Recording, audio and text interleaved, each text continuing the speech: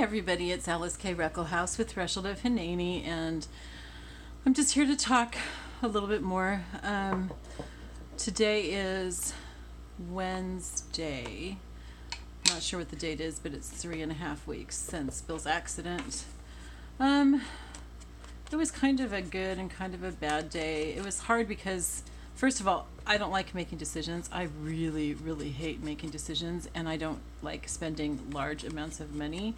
And you probably wouldn't think that it's very much when I say how much, because I'm a real bargain hunter and I don't like to spend large sums of money. So I get things very inexpensively.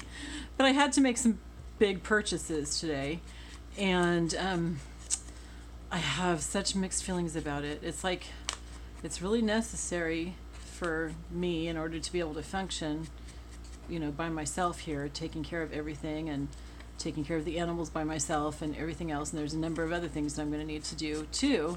But it's like I almost feel like I'm betraying Bill by doing it.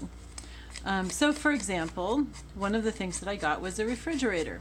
I got just a really cheap, small refrigerator, but like a normal refrigerator, not like the dorm refrigerator that we've been using for 1.5 years. And it's like no bells and whistles or anything like that. It's just I need a refrigerator that's big enough so that I don't have to go grocery shopping every couple days, because I just don't have time and or the energy, and it's very painful for me to walk around, even with I use walking sticks and everything. So it's like I need a regular refrigerator, and it's not that big. Like I said, it's not a real big one or anything. It's just big enough to hold enough stuff so that I can not have to shop every couple days. And the reason that we had a dorm refrigerator is because we moved all of our stuff up to our house in the mountains 1.5 years ago, because we had sold our house. And so we moved everything up, and the day before it was supposed to close, or the day it was supposed to close, I can't remember which, it fell through, the deal. And so everything was up there, and it costs a lot of money. I mean, I think it was like over $3,000, I think, to move our stuff up there. So it's like you can't just move everything back. We own the house, so it's okay that it's there. But so our refrigerator, of course, was up there, and so so we didn't move it back down here. So for 3 weeks we didn't even have a refrigerator. It was crazy. And then we finally got a dorm refrigerator. So it doesn't keep things cold very well. Things spoil really quickly, and you can't put very much in there. So Bill enjoyed grocery shopping, and then for the last few months he's worked at Walmart. So it was not he liked to go get stuff, but for me it's just too big of a thing, and I don't have the time and everything because I have to do all this stuff by myself. So I made the decision to buy a refrigerator, and I'm pretty sure that he's up there in heaven going, of course you need to get a refrigerator, and he's probably a little mad at me for not getting a nicer one, but I don't feel like I need a really nice one. I'm fine. I don't need an ice maker. I don't need tons of space. It's just me. And then I'll still have the dorm refrigerator, so I'll probably keep my kombucha in that or something.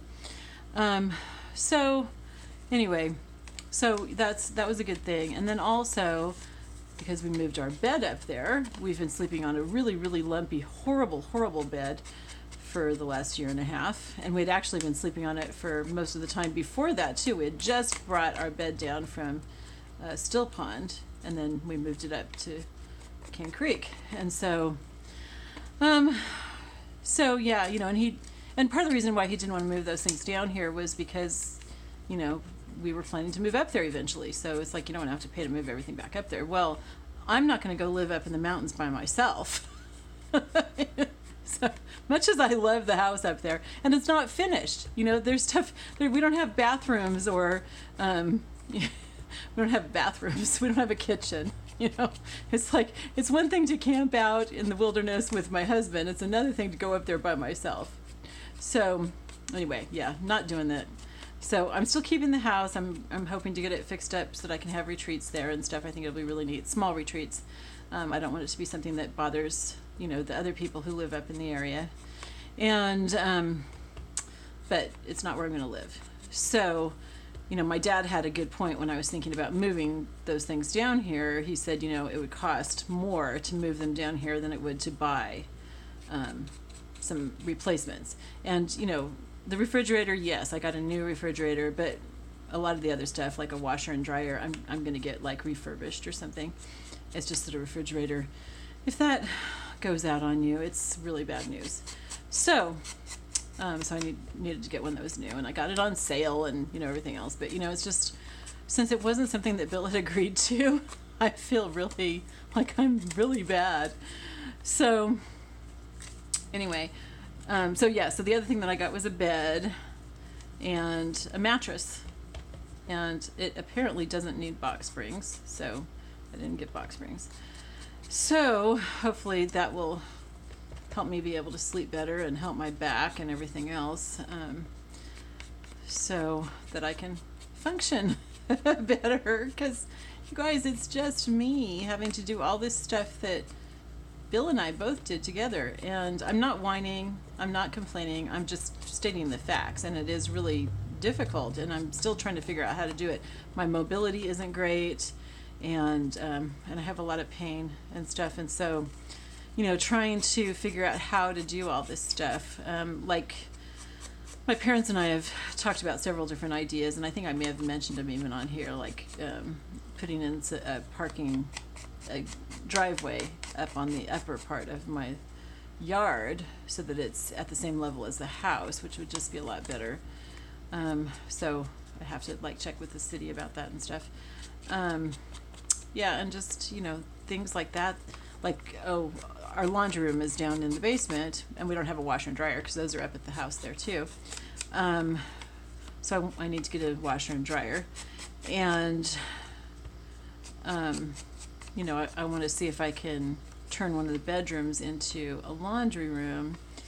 You know, get the plumbing up there, because it's right above the laundry room, so I'm hoping that it wouldn't be very expensive. If it's very expensive, obviously I can't do it, but I'm hoping that I could do that, because yeah, trying to get laundry up the stairs when I've got to really hold on to the banisters and everything else, it just, yeah, I just don't know how I would do it.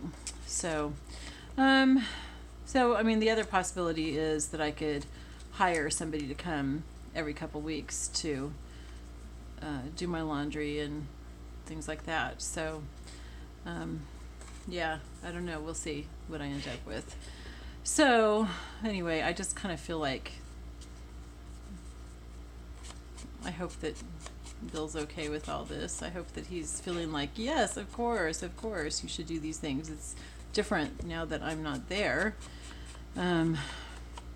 There's just this part of me that feels like I'm betraying him because I'm not doing things according to our plan.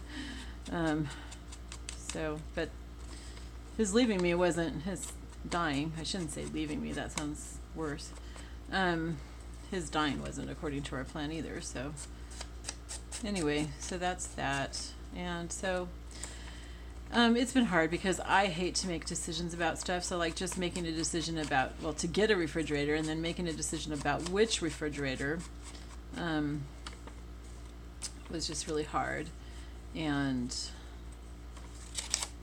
it takes a lot out of me normally, but especially right now when I'm just, my brain isn't working very well.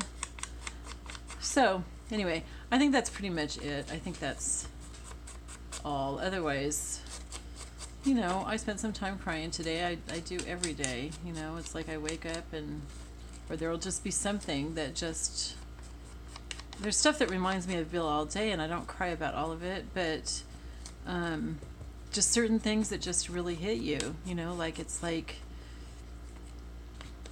I saw a video today, it was in my memories on Facebook, of when Abby was a kitten, and he was trying to get a contract ready, a real estate contract ready to go sign, and you know, and she was grabbing his hands and stuff, and that was like so what she did, and he normally loved it, but I think he was getting a little annoyed that day because he really needed to get going. And you know, and just sometimes it's just hard to believe that he's just not here anymore. And you just go, how can this be? How can somebody be here one moment and then the next thing you know, they don't exist on this earth anymore? It's just, sometimes it's just really hard for me to cope with, and it's hard for me to understand and grasp. And I guess the other thing, this is just the crazy way that I think, you know, like most people who lose a loved one, I talk to him all the time. And people say, oh, yes, he hears you and blah, blah, blah. There's a great cloud of witnesses and stuff. But you know what? The thing is, he's not omnipresent. And I think he probably has better things to do in heaven, like worship God and catch up with Beth and other people that he knows and stuff. It's like, I doubt that he's just standing around watching me and listening to me, especially because I'm crying so much. I just, yeah, so I don't really think. And so then I go, so what has he heard me say to him, and what hasn't he heard me say to him, and if anything? And I think, gosh, I wish that we had set up a place where I would leave him notes if he died, or he would leave me notes if I died, so that we could make sure that we don't miss out on anything. But then I would probably spend all day writing notes. So it's just hard to not have somebody that you've had. I mean, we haven't had each other for that long. We were married for 4 years, and we knew each other for 5 years. But it felt like we had been together for all of our lives. We were always talking about how it just seemed like we've always been married, and we just always knew each other. And so it's just really hard to all of a sudden, half of you isn't here anymore. It's hard to explain. It's just like, how can this be? And part of the thing that blows my mind is that so many people go through this, but I never heard it or understood it before. Why is that? That doesn't make any sense to me. It seems like there should be more talk about it, and more like, it shouldn't be so hard to figure out what to do, because so many people have gone through this, that there should be instructions someplace or something. I don't know.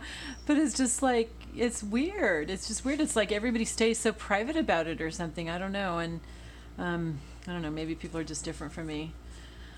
Anyway, I feel really heavy-hearted today. I feel really heavy-hearted. And yeah, I guess that's all I have to say. I love you all. I'll talk to you later. Bye-bye.